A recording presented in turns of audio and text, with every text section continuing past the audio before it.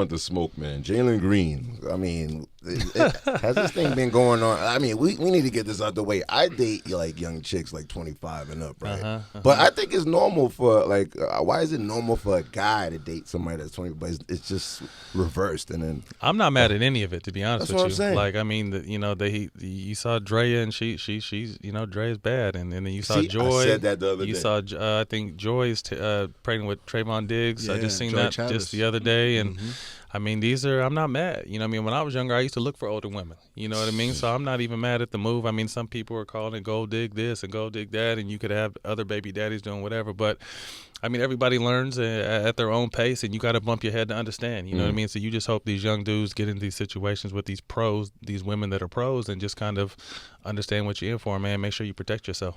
I mean, Lala was like one of the ones we used to talk about back in the days. But look, they have kids, long marriage. I mean, obviously they're not together now, but it was normal. Yeah, I mean, to me, like I said, I mean, to each his own. I mean, I remember as a young dude, I was looking for the older bad ones. You know what I mean? And if I ran across them, we would see what happened. But I just think there's just so much attention now on what everyone has going on and what these older women are doing and younger. But like, I don't really give a shit about any of that. Like I said, just when I say protect yourself too, to me, it's not. I'm not talking nothing about sex. I'm just talking about protect yourself because it's a cold game. It's a business now for some of these women. You know, the next 18 years, whether you're together or not, that bread is coming out every month. You know what I mean? So that I just mean by protect yourself from, that way. If you get married, make sure you got the prenup and everything that comes with that. But it's a real business for women out here, and you gotta play it accordingly. Do they teach that in the NBA? I hope so.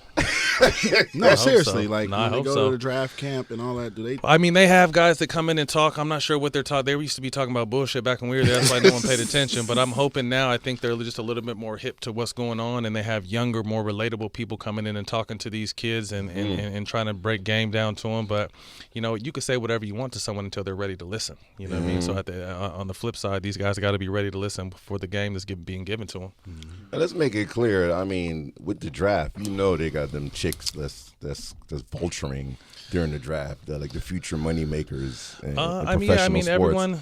Yeah, I mean, they are women out there that's doing that. Oh yeah, yeah. So we need to make that clear. We're not stupid to that shit. No, I mean they're doing. The women are doing their homework because I feel like, and not just with these two situations we just met, but the last 8 to 10 years. I think the young players at 17, 18 going in the league, they got to be aware of that too. But at the same time, I mean, as a young kid, that's what you're looking for. You're not looking necessarily for the trouble, but you're looking for the bad. Where the bad bitches at? As a young player, I mean, this is when I get here. This is gonna, because a lot of these dudes may not have been getting active until they got that money or that team on the front of their chest. So when these beautiful women are coming at them, no matter what the age is, it's just like, okay. That's why I feel like the league needs vets. You know what I mean? The league don't have vets no more to help slow these young fellas down and kind of give them the game. For them. Talk, Matt. We've been telling them for a minute. But, I mean, it's the dudes. I remember I came in the league, and there was dudes that are 38, 39, 40, whether they contributed on the court or not. They were instrumental in the locker room, on the road, putting their arm around you, teaching you what suits to buy, how to eat, how to, not what not to blow your money on and watch out for these hoes over here. And, like, they just used to give you, like, real-life game. And now, the league is so young now that – vets are 32, 33 sometimes, and that's like, that's not necessarily a vet. What do you think about ball players that want to be rappers after they killed themselves? I gotta hear this from a professional. I mean, there's some dudes that could do it, but a lot of them can't. And they're the money makers, so their homies can't really tell them nothing. Like, nah, dude, that ain't it, bro. I mean, I told you before, I've been doing radio 25 years, but I did do Hot 97 for like 7 years. So back in those days, Kobe used to send me his freestails and his songs, and Allen Iverson. And back then, we used to be like, But we love y'all, but that was some bullshit. but I think they were riding off of the Shaq hype, because Shaq was the first to go platinum, selling, with his freestyle, with his songs and freestyle. And he had records with Biggie that he haven't even released yet, by the way. Shout out to Shaq, man. A legend in the game. Yeah, no, definitely.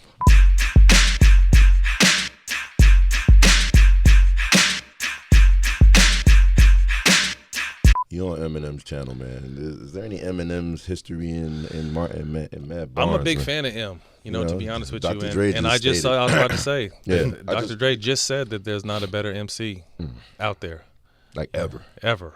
I don't know if I agree with all that, but I mean, that comes from the doc. You know what I mean? So you got to respect it. I'm, Pac and Big are, my goats, but, they didn't really have the span. I would say guys that have span. I mean, Jay-Z is up there for me. I like older Ye. I mean, Same. The old Ye. when Kanye first came on the scene, he was absolutely. I mean, it's crazy that he kind of turned into everything he rapped about not wanting to be when he started. You know what I mean? He kind of turned into a lot of the things he said he didn't want to be and didn't want to do. But yeah, I mean that I'm a Scarface, Fab, Jadakiss, Snoop, Jeezy, Rick Ross. I mean I'm a 90s, early 2000 hip hop dude. Like again, this new music, to each his own. They're definitely doing their thing, but it's just not really mine. But you bringing up Kobe there, you're one of the legends that actually played with like Kobe and LeBron, right? Yep. So I played with and against Kobe, against Bron, with Shaq, with Allen Iverson, and against Allen Iverson. I had a good run. You mentioned earlier, 15 years. I played on 7 teams. So, I mean, some people are like, damn, do you wish you stuck with one? And I'm just like, yeah, but also I got a chance to meet and play with a lot of Hall of Famers and a lot of people that I can call on these days for business, because I really felt like my NBA career was just a gateway to what was next. You know what I mean? And being able to play for UCLA, Lakers, and Clippers, like now there's no door in LA that doesn't open for me. You know what I mean? And I try to take advantage of that on the business. That's insane. So it is. Yeah. The crazy thing about that, I feel like you're the one person that can give an opinion about the debate on Kobe, LeBron, and MJ, because it's a tough one. So we want to hear your opinion. I know you heard Our it opinion before. don't matter. Yeah.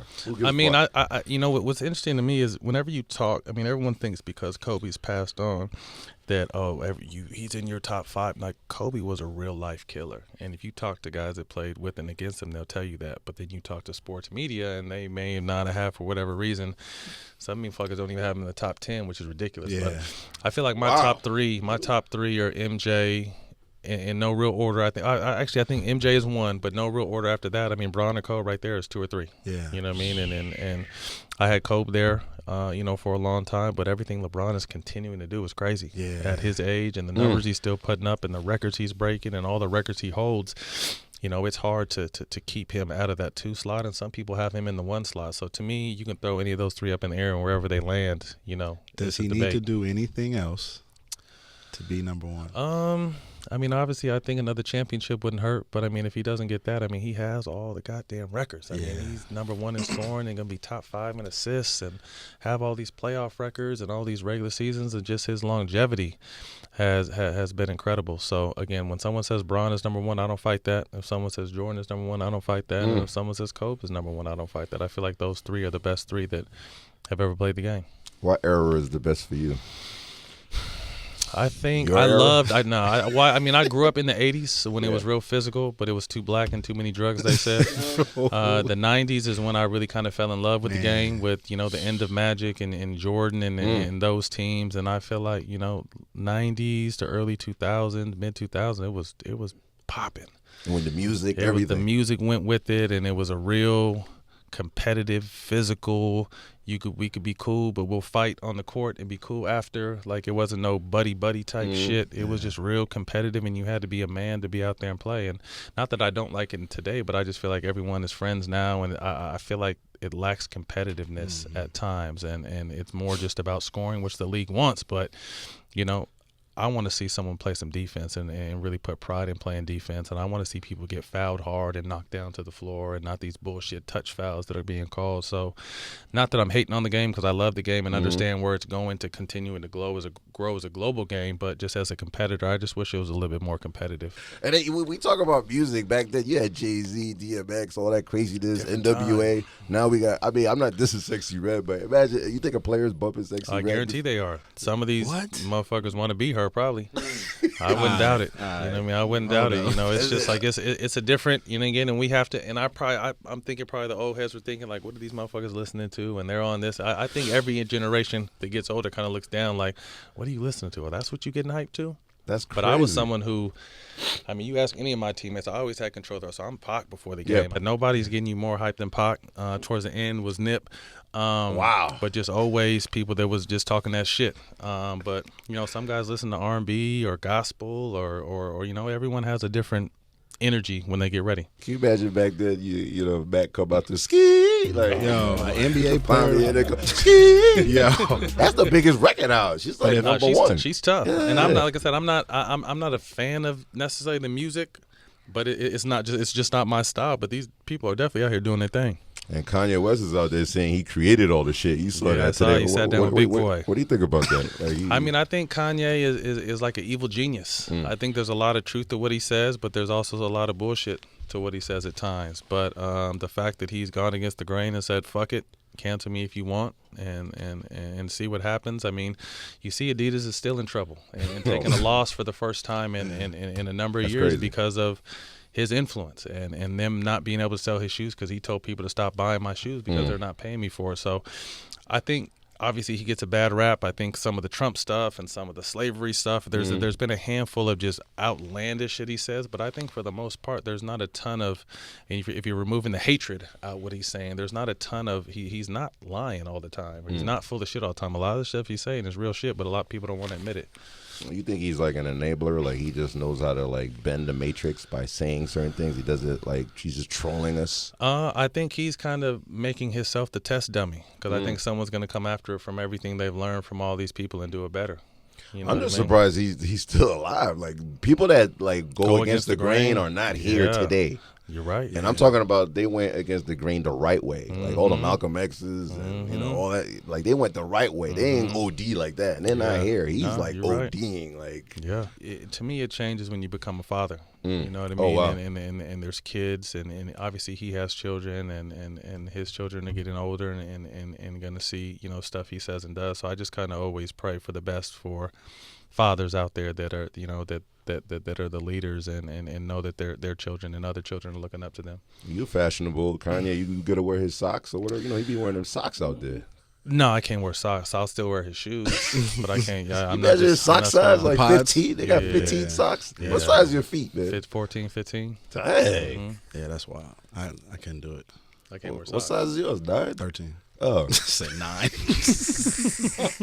You know what they say. Let's get Wow. Well, you talked about getting in trouble and staying out of trouble.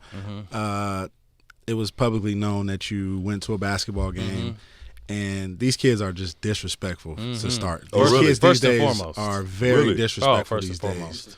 It's like it's out of pocket how much they troll and how the shit that comes out of their mouth.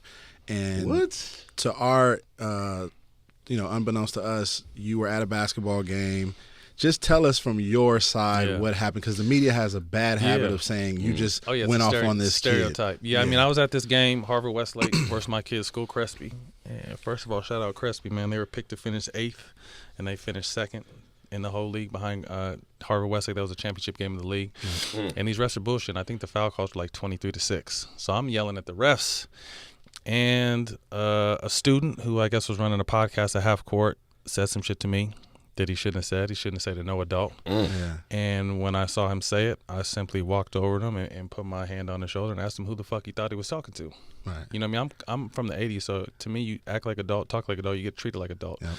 And people said I went too far because it wasn't like I yanked him or grabbed him or threw him or choked him. I literally put my hand on his shoulder like I was his pops. Like who the fuck do you think you're talking to? Like that, but you know how that goes. They took it out of here. Yeah. And you know how that goes. And I mean, again, perception is reality these days. So me and my track record jumped to the front of the truth. And next thing I know, I'm fighting kids. I'm seeing that you're fighting high school kids. You're punching high school kids. I was just like, I didn't really even defend myself either because, like I said, I knew what I did. I talked to the network I was working for at the time and told them what the story was, and they decided to make whatever move they wanted to make. But I'm just not. Again, if I'm talking to you disrespectful or yelling at you disrespectful, then bring it back at me. But I wasn't even talking to this person. I wasn't talking to the mom that flipped me off and said, fuck you, bitch. Like, it was just wild. It was just a wild night. But all you saw was, you saw a video of me walking over and putting my hand on this kid's shoulder and asking him a question. So, again, I think it got blown out of proportion because it was me. But at the end of the day, I mean, if I would do the same thing, like I just don't do the disrespect. You know what I mean? Like you said, kids are reckless. Yeah. I'm not going to say what he said. It doesn't really matter at this point, but I just feel like, kids need to understand how to talk to adults, or 18-year-olds need to understand how to talk to adults. For sure. Yeah. I don't know how you guys handle that, like fans, kids, like, being in basketball, you have to sacrifice, like, your dignity by getting cursed out or called the worst things ever. I'll be at courtside, I'm like, yeah, they do say some wild those things. Those fans be yelling at LeBron and everybody, yeah. and then LeBron be holding it. I see like Kevin Durant was like, you saw Kevin Durant ran up on somebody one time and stopped. Yeah. How do you guys do that? Like, how do y'all hold it? It's tough crazy. At times because I think people think, you make a lot of money, you're just supposed to be able to take human whatever. Being. But I mean, could you imagine if someone was coming in here and just cussing at you because you're while you're doing soda. your job? You got hit with soda water. You got water, not soda. I've got hit with water, like someone's throwing like water at me, but it's just like, you wouldn't want no one coming up on your job and just cussing you out or disrespecting you. You know what I mean? So when people say, oh, you should just take it because be the big, nah, motherfucker, you need to know how to act. You know what I mean? To me, like I said, I'm just huge on, I respect and I'm cool with everyone, and, until you give me a reason not to. So I'm just very big on disrespect. And, when the disrespect line is crossed, which has happened, not with just me, but a lot of players, I just hope that the NBA gets a handle on it because I feel like the NBA protects the fans more than they protect the players. You should fine them. Anybody should get like not fine, just allow them not to come. Like, if you can't handle yourself, if you can't handle the alcohol and you come and you start talking, like, you just can't come back. I mean, if I have a cup of water and I get caught on video throwing it and I have to pay $5,000 if I hit an NBA player, I ain't throwing the water. Or just a lot of shit that that if we weren't in this court, you wouldn't say to my face. Yeah, like you just wouldn't say to me if you saw me walking. They be having women cursing you out. Oh, it's unbelievable. The women are worse than the dudes. Unbelievable. Yeah. It's unbelievable. Let's make it equal here. Yo. That's why I got girl cousins that can fight, so we can make it happen too. Was it like that in college too? They were cursing you out in college. I never really like peeped that. I just kind of think like, and to me, I don't mind it. You know what I mean? To be honest with you, like I get involved. Sometimes I'll cuss back, or sometimes I'll talk shit back because that's just kind of the experience of the game. Like, I was going back and forth with Matt. I was going back and forth with KD. Like, to me, that's part of the game. But I feel like sometimes it gets disrespectful and crosses the line. Sometimes it's racist and crosses the line. So it's just like there's no real guidelines to fans, and I think the NBA does a poor job of kind of regulating fans and protecting their players better.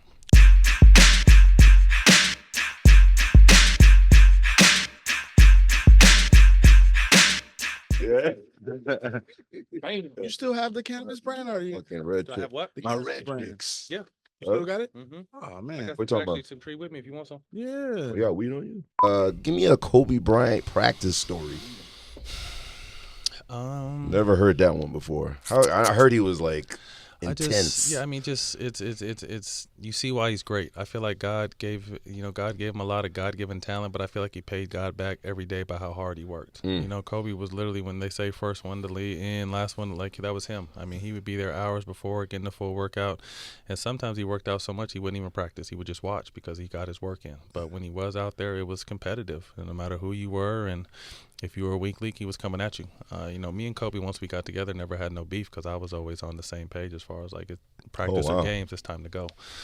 So we went from kind of competitors and nearly fighting to, him recruiting me to the team and us becoming brothers, on and off the court because we were both going through some shit in our personal lives. So we were just kicking it every day, going and do shit together, playing together, and then fast forward, us both retiring and then him coaching his daughter out in the OC and me coaching my twins, and we would talk before the weekend, like when does G play, when does the twins play, and we would, come and watch each other kids' games. So, I was just very fortunate to be able to know Kobe the person, not the Mamba. I got to play against the Mamba, play with the Mamba, but I got to meet Kobe the man, the father, the businessman, the dude that's cool as a fan, talking shit and kicking it. So it was very fortunate and obviously, gone too soon. But, to be able to say that I saw the other side of Kobe and we were more than just friends. It was dope. I mean, we were all affected. I heard you were really down. Like, you were really out of it.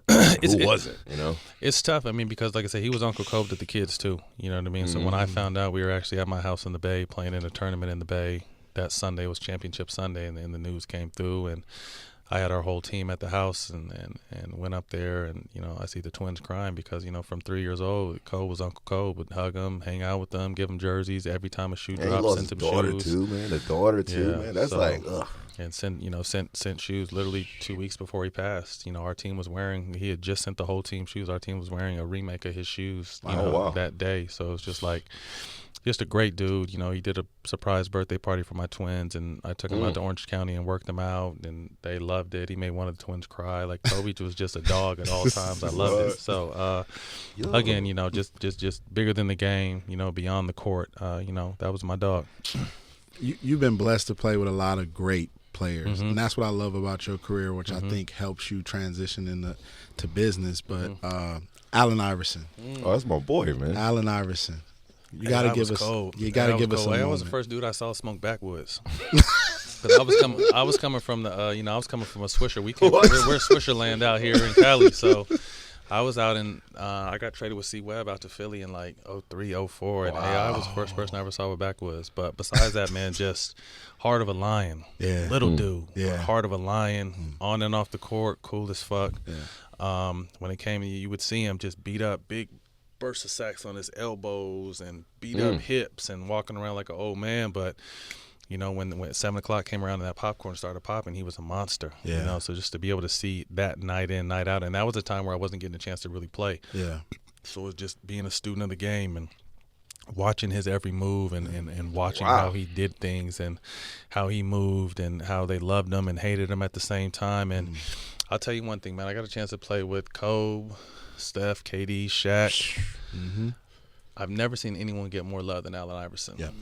Anywhere, away games, in the club, in the strip club, in the restaurants, anywhere we were at, the people love Allen Iverson, and that's dope because I know how much he appreciates that. And that was your vet too, so yeah, it was OG. Yeah, him and Webb. Well, Webb was like my OG. You know what I mean? Because I'm from Sac. Yeah, I used to go up there and work out in the summer times with them, and he kind of took me in, and I ended up making the Kings team, and and then he gets traded, and I'm kind of a throw into that trade. So Webb was my OG, but early on, being able to be around AI when I first got there, gave me a car for like 2 months. Like, here, bro, drive this. Like, just super cool. What? So, to this day, me and Chuck still talk. You know what I mean? He'll call me every. We talk probably 2 or 3 times a month, and it's always I love you and how are you doing? Just a real genuine. He's a real good person if you get a chance to know Chuck. So trying to get him to do some more stuff and make him realize that the world needs him and how much they love him, and we need to hear him talk. Yes. And, we're starting to get that direction with him, so we're going to keep pushing. There's one team y'all defeated a lot, the Knicks. I want just a generic question here. This is a generic question, right? Can't get any more generic than this. Are we going to see the Knicks win before we die? Yeah, I definitely think so. Like, before I die. I'm like 53. I'm going to die in I definitely think so. 20 years. Am I going to see it? I definitely think they're on the right track now. I mean, I really love Jalen Brunson and what they've been able to add. I feel like they're missing a star, but it can't be any star. It has to be a star that could fit in with that into that culture and that system, because Jalen Brunson has done a good job, and Julius Randle and the rest of the team and their owner has finally kind of stepped away, because he's kind of been a menace to society, and people have not gone to the Knicks because of the owner. Oh, wow. With him kind of, announcing that he's kind of stepping back and stepping away. And they got, people like, shout out Worldwide West, a lot of the homies that are over there behind the scenes now, pulling strings and making things happen. I really feel like the Knicks, I feel like they're one player away. I wouldn't be surprised. To me, I think they can make it to the conference finals. I don't know if they can get over that hump and get to the finals, but I really like, the direction they're headed in. And like I said, I think they're one piece away. I don't want to be on my deathbed and be like, waiting for this shit to happen. I mean, I was there when Ewing missed the freaking. Everybody talks about that, missing the free throw. That's fucked up, man. Why is that the first thing people think about when I bring up Ewing? It's because you haven't seen the Knicks win in a long time, and I feel like basketball is better when the Knicks are good and the Celtics are good, and the old tradition, the Lakers are good, and obviously you got a lot of these other teams that are doing their thing now. But basketball is better when those major teams are good. You play with a lot of great point guards. Steve Nash, Stephen Curry, Chris Paul, Baron Davis, and Allen Iverson. Ooh, fuck. Who is? Let's let that sink in for a second. But who is the number one point guard out of that group? That's hard. We're talking healthy Baron Davis. Yeah, I know. Oh, wow. People don't know how good a healthy Baron Davis is. He was a beast. I take Steph and AI out because I only played with Steph for a half a season, and I really didn't get to play when I was in Philly. So, huge fans of them. But with guys I play with Nash, CP, BD,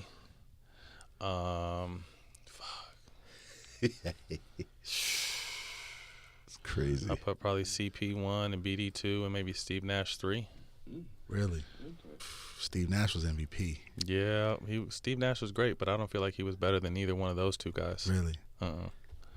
I don't. And a healthy Baron Davis could have been a top 5 point guard ever. Yeah, wow. In my opinion. Sure. If he was healthy, the way he played both sides of the ball, had no holes in his game, could guard bigger players. No one can check him. Stronger, boosts, mid-range game, post-up game, pass, shoot three. Like, there wasn't a hole in Baron's game. His body couldn't handle the grind. But as far as skill set, Baron was incredible. Yeah. What are you smoking right now that you need to put out there that's good? Man, just any 7 leaves right now. I think I'm on what am I on, our Blue Slush right now? Blue Slush. Blue Slush, yeah.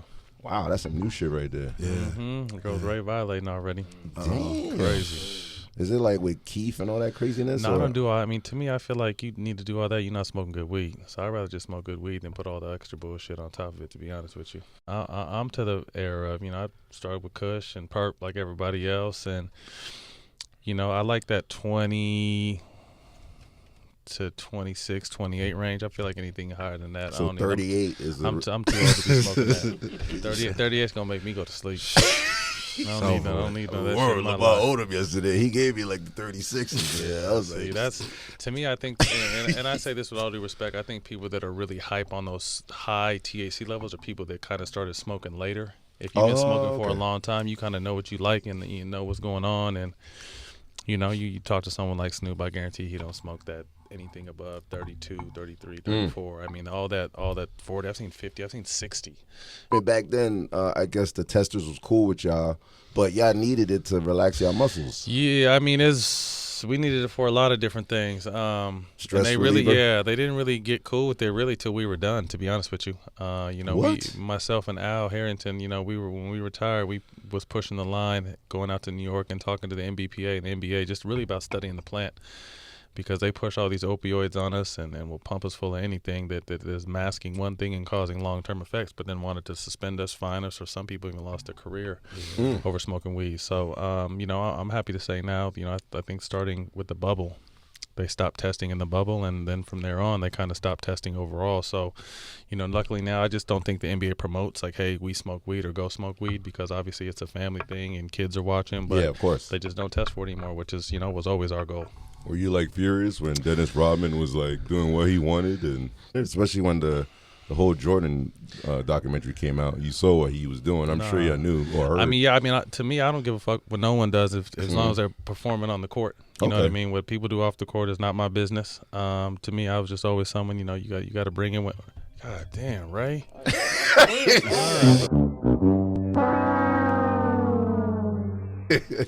Yeah, no, I think it's again, to each his own. What they kind of do off the court. I was to the tone that you got to be ready when we get on the court. That's it. Well, at the end of the day, yeah, we don't care what they do, but it's all about like, damn, he could get away with it, and they're testing us, they're watching us. I think it was less him and more kind of other sports as far as steroids. There were steroid issues in football and baseball, and there wasn't really a steroid issue in basketball, but they figured, 75% black, what are they doing? Stereotype, they probably smoking, so let's start. Because when I first came in the league in 2003, it was just one preseason test. Everyone lined up for the preseason test, and everyone had blunts in the car waiting as soon as they got that first test to start rocking. And then, 05, 06, I want to say maybe, they started changing it to 3 or 4 random tests a year.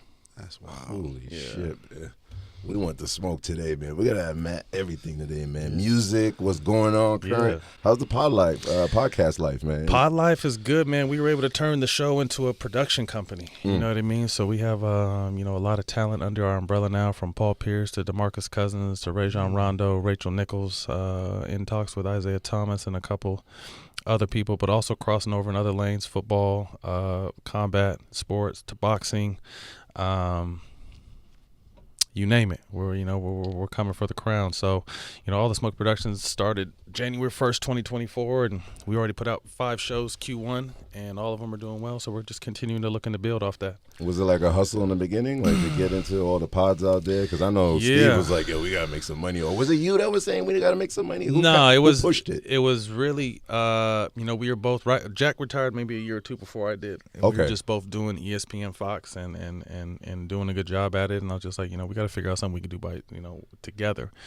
And we was at my house in the Bay smoking, watching the game one time, and I said, let's do a podcast. He's like, what's a podcast? I was like, I don't know, but I know we could smoke and drink. And that's all I had to tell him. He was in after that. And, I'm normally kind of more the business mind and business acumen. That's all I was saying, yeah. I went out and hunted it down, and, luck of the draw, ended up speaking on a DeMarcus Cousins documentary that Showtime was doing. And the producer after the show told me that Showtime starting to show basketball, and I should talk to his homeboy, and they flew out from New York. I co-pitched him the idea. Funny story, at the beginning, they didn't want Jack.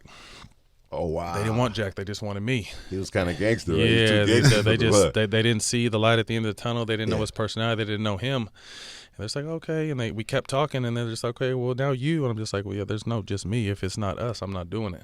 That's crazy. So, we kind of stood there for a second, and probably they were going back and forth, and they finally said, okay, we'll give it a shot. And then, first year out the gates, we come out and win Sports Podcast of the Year. So they understood what we had. Congrats finally. on that, by the Appreciate way. it. Mm-hmm. It's funny. I was a fan since when you guys first started, and I noticed how you guys smoked in the beginning, and then it was like a few sponsors or a certain deal you guys signed where you didn't. No. So what happened was, we started all the smoke. So that's what we're thinking. We're going to smoke. That's the title right there. And then obviously being with Showtime and their legal department, it's a little different than what we think. Yeah. You know what I mean? So it's not just like starting a show on your own and going out there and hustling. We were with the actual, a major network. Yeah. So corporate was a little tight on it. And I think the guest that broke it open was Snoop. Because I just said, regardless, we're going to smoke with Snoop, and Snoop's going to smoke on the show regardless. So he smoked, we smoked, and great ratings, millions of views, and from there we were off. So after that, it was kind of more strategically, like, who do we smoke? We were obviously going to smoke with any current players, but we would smoke with retired players, rappers, actors that wanted to smoke, but we kind of just strategically here and there would do it. I was frustrated as a fan. I'm like, yo, I tuned in because they smoking and they stopped. Yeah. And I think it was like the Baron Term episode. I'm like, I know they smoking on this one. I'm like, oh, they didn't smoke. We smoked before and after. Got it. That was our thing. Like, that was the one thing that I was really big on is having the environment. Yeah. You know what I mean? To come down. We always have food cooked. We always have food going. Like, you guys got drink, music, hang out, kick it and talk, smoke before we even go on set. And if you want to, we can smoke on camera, but like I said, be strategic. I remember one person, like Ron Artest, he got too high before the interview, and he kept smoking. Like, bro, you sure? Like, we got to talk on film still. You know what I mean? And he was burnt on that interview, but funny as a motherfucker. Told the story how he overslept and missed the Knicks draft pick and all kinds of. He had his not own, Metal World, his own Knick uniform underneath his suit, because that's how sure he was the Knicks were going to draft him, and they drafted someone else, and he went to Chicago the next pick. So he was telling some dope stories, but he was blowed. All because of y'all. Yeah. Why are they so scared of him? Like every time we have an event and I bring his name up, and people be like, what? I just think you're scared of what you don't understand. Yeah. You know what I mean? Obviously, reputation is reality these days. So he got into some shit like some of us got into. And I just think if you don't take the time to get to know certain people, you never know how good of a person or bad of a person he is. But, ever since I got a chance to know Ron and play with them, play against them, friends after, great dude. Speaking of drama, man, you got a new show, man. Like, you got the family show out there. It's crazy. The Barnes Bunch. Barnes Bunch comes Shout out out to WE TV. Yeah, April 11th on WE TV. What's up, man? Give us the first beef on there. We want the smoke, man. So the funny part about this show was, the producers and everybody is great, but the people over WE TV kind of threw us for a fast one at the beginning because they pitched a family show, the wholesome, the ups and downs within the family dynamic, and then they try to turn it into the drama. You know what I mean? So like the first 4 or 6 weeks were just bullshit because they kept trying to make us do shit we weren't going to do. And I just told me, at the end of the day, like, I don't need this money. So I'm just not going to do this shit no more. And then, well, how can we change? How can we fix? I'm just like, let's get real. Let's be honest. Yeah. Let's be honest. Like you'll see my girl and I argue just on some regular shit. You don't have to create stupid storylines that aren't going to be real and have us both looking weird. Like, oh, you guys are mad at that or you're arguing about that. Like, no, if we're going to argue, let's argue over some real shit. Exactly. There's kid drama. We got 6 kids. We got 1 on the way. We're heading towards a marriage. There's just a lot of natural shit. I'm busy traveling, working, getting in trouble, losing jobs. Like there's plenty of shit that we could talk about, without without making shit up. You know what I mean? If we're gonna be real, let's be real. So I think it took a little bit to get on the same page with the network, but we were able to get on the same page, and hopefully they allow us to put our best foot forward.